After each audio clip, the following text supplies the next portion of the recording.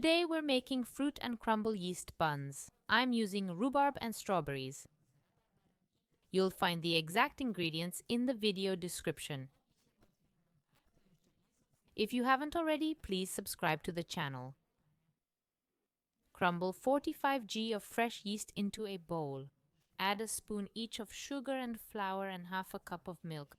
Mix it all and let it rise for about 10-15 minutes. Into the bowl, add 550 g of flour.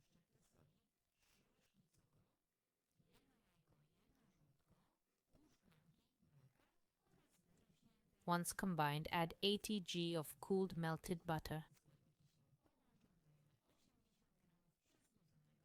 Knead into a uniform dough.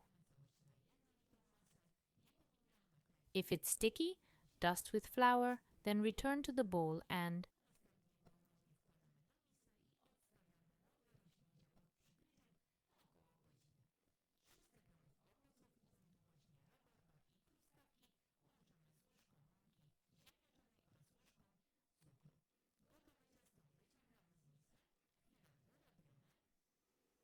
first divide the dough into about 15 equal parts.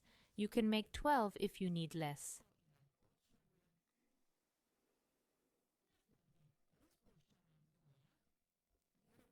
Next, flatten them in your hands.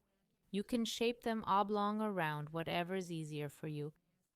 Then make sure to seal them well so no juice leaks out while baking.